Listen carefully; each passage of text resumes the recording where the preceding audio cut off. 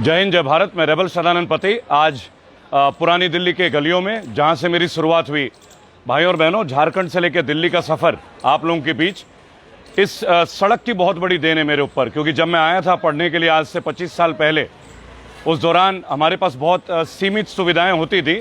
पर ये जो जगह है जहां मैं खड़ा हूं, पुरानी दिल्ली की गलियां, ये मिसाल है गंगा जमुना संस्कृति की, आपसी मजहबी एकता की। क्योंकि यही संडे के दिन हम आया करते थे, नई सड़क में किताबें खरीदा करते थे और पुराने कपड़े बेहद ही सस्ते रेटों में। तो ना जाने कितने लाखों लोग जो हैं पुरानी दिल्ली की इन गलियों में अपने जीवन को संवार पाए। जो किताबें बहुत महंगी हुआ करती थी, यहाँ से पढ़ के गोल्ड मेडल तक का जो मेरा सफ़र रहा, तो मैं एहसानमंद इस गली के लोगों का, उन लोगों का जो उस ज़माने से मुझे जानते हैं।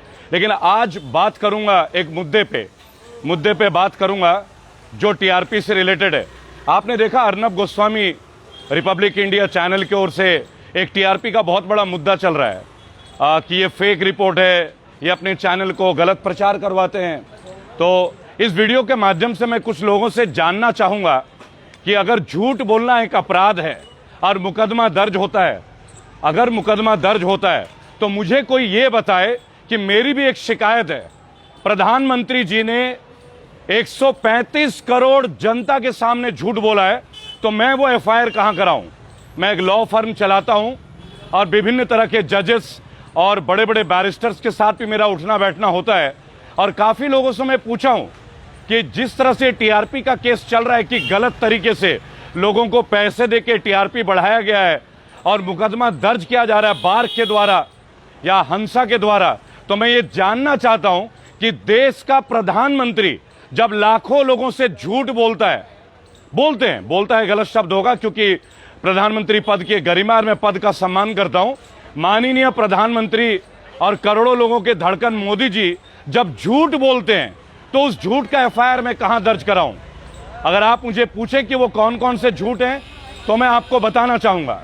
सबसे पहला, अच्छे दिन आएंगे, तो कहां है वो अच्छे दिन? इसके ऊपर भी मैं एक मानहानि का केस करना चाहता हूं और मैं जानना चाहता हूं देश के वरिष्ठ न्यायालयों से कि क्या कोई प्रोविजन है जहां मैं इस झूठ के लिए एक शिकायत दर्ज कराना चाहता हूं और कहां दर्ज कराऊं।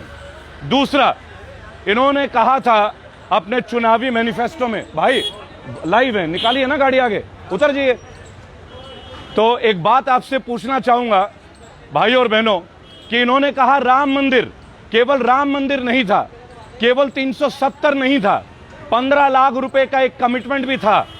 इन्होंने कहा मुसलमान भी हमें वोट देते हैं। चलो मान लेते हैं कि मुसलमानों ने आपको वोट दिया, मुसलमानों ने ठोक के भाव आपको वोट दिया, मैं मानता हूं। तो चलिए करोड़ों मुसलमानों से, करोड़ों हिंदुओं से, करोड़ों दलितों से, करोड़ों जैनियों से, करोड़ों क्रिश्चियनों से, माननीय मोदी जी आपने जो वादा किया था कि 15 लाख हमारे खाते में आएंगे, अगर आप अपने 2014 से 2019 का कार्यकाल, 5 साल का कार्यकाल, हॉर्न मत बजाइए प्लीज, अगर 5 साल के कार्यकाल में आपने झूठ बोल के एक सरकार का तख्ता पलट किया जो कि 70 साल से हमारे देश में थी, यानी कि कांग्रेस से मुझे कोई मोहब्बत नहीं है, बहुत शिकायतें हैं मुझे। अगर कांग्रेस अच्छी होती तो शायद हमें मोदी जी आपको देखना नहीं पड़ता। लेकिन चलिए आगे की बात करते हैं। आपने जो ये वादा किया उसकी एफआईआर में कहां लिखवाऊं? 15 लाख। चलिए 2016 की बात करते हैं मोदी जी। आप अभी रिपब्लिक टीवी, जो कि बीजेपी का एक माउथ पीस है, जैसे कि जी टीवी, केवल रविश कुमार जी एनडीटीवी का एक ऐसा चैनल है जहां हमें लगता है कि हमें सुना जाए। मैं एक हिंदू ब्राह्मण हूं और गर्व से कहता हूं कि मुसलमान मोहल्ले में मैं पला हूं और मुझे उनसे कोई खतरा नहीं है। मेरे पीछे शायद जितने होंगे और इस गली में जितने लोग आ रहे होंगे 90% मुस्लिम होंगे और मैं चौड़े में यहीं खड़े होकर आपको संबोधित कर रहा हूं। मुझे इनसे कोई डर नहीं लगता, ना मैं जीवन में डरा, ना मैं आगे डरूंगा, क्योंकि मैं उस दौर को नहीं भूलता जिस दौर में दंगे हुए थे और इन्हीं मस्जिदों में हिंदुओं को शरणार्थी बन के रखा गया था, उनकी रक्षा की गई थी। तो मैं उससे वाकिफ हूं, मैं उस दौर से वाकिफ हूं, क्योंकि मैं श्रीनगर जाता रहता हूं तो मैं कौमी एकता के लिए बात करता हूं।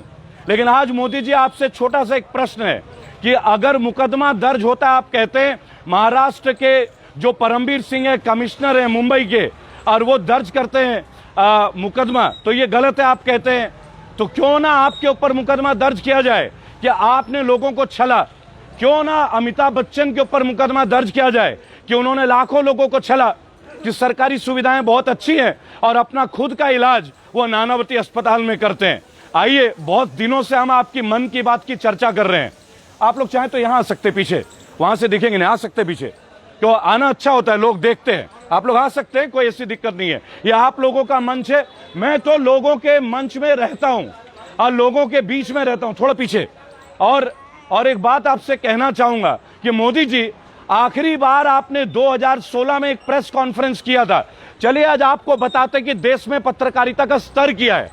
वॉशिंगटन में ट्रंप जी के कार्यालय के अंदर CNN के एक पत्रकार, आपको बता दूं, जिम, और इनके साथ एक बात होती है, ये बहस करते हैं डोनाल्ड ट्रंप के साथ, जिम एकोस्टा, और वो लगातार बहस करते हैं, लेकिन उन्हें बहस करने की परमिशन दी जाती है अमेरिका जैसे देश में। और आप दावा करते कि भारत जो है सबसे बड़ा प्रजातंत्र है।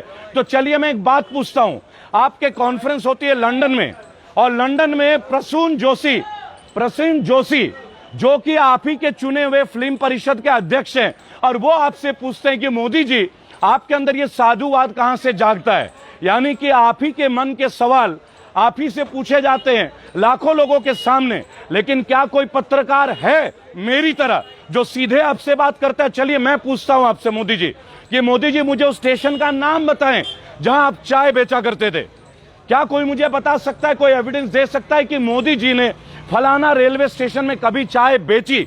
मैं आपको पत्रकारिता का असली मायना सिखाना चाहता हूं कि पत्रकारिता होता क्या है। एक जर्नलिस्ट डरता नहीं है, मैं रेबल हूं, यहां देखिए, रेबल।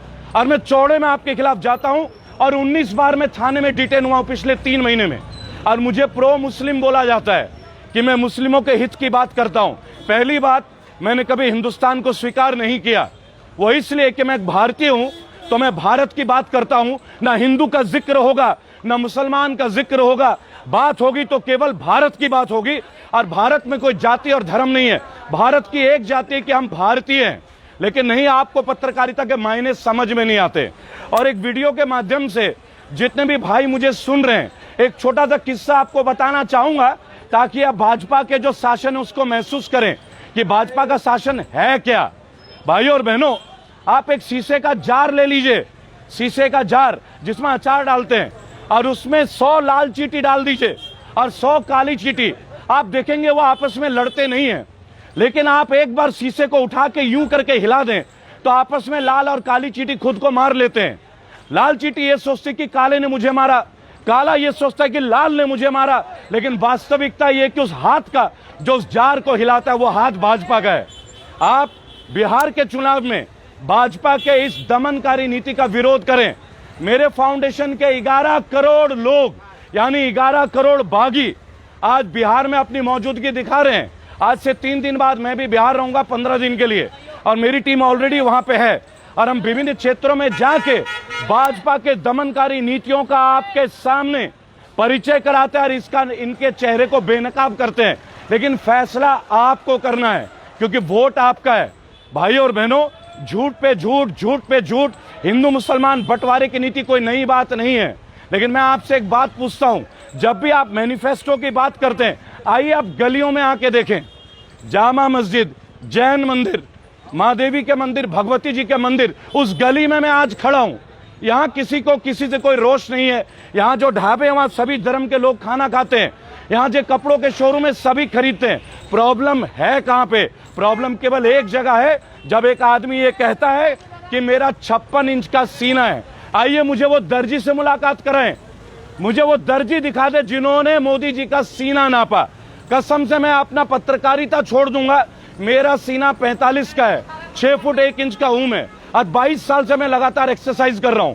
क्या मुझे कोई नाप के दिखा सकता है कि मोदी जी का 56 इंच का सीना है? मैंने अपने विभिन्न वीडियो में एक बात पूछा, और आज इस वीडियो के माध्यम से मैं कपिल सिब्बल और बाकी जितने लोग हैं उन सब से एक बात पूछना चाहता हूं कि झूठ के ऊपर अगर एफआईआर है तो वह एफआईआर का परिचय क्या है? वो एफआईआर कैसे होगा मोदी जी के नाम दर्ज, जो लाखों करोड़ों लोगों को लगातार छलते आए हैं?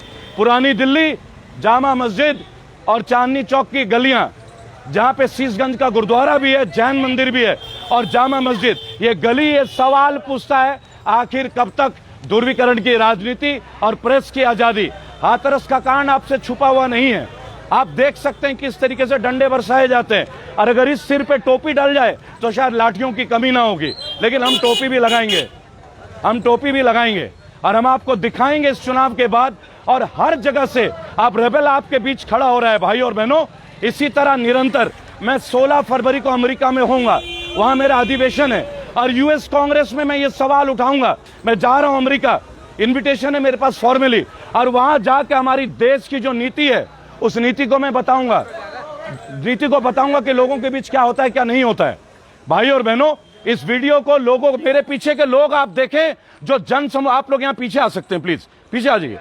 लोगों को पता चलना चाहिए यहां कौमी एकता होती क्या है, कैसे एक ब्राह्मण मुसलमान गली में खड़ा होता है और कैसे एक ब्राह्मण को सपोर्ट करने वाले इस्लामिक कौम के लोग खड़े होते हैं। क्योंकि हम बागी, हमारा कोई कौम नहीं है, हम भारत की बात करेंगे, हिंदुस्तान की बात अब नहीं चलेगी। अगर मुसलमान को खतरा है तो एक हिंदू उसके लिए खड़ा है, पहले तू मुझे मार, फिर मेरे भाई पे हाथ उठा। जय हिंद, जय भारत।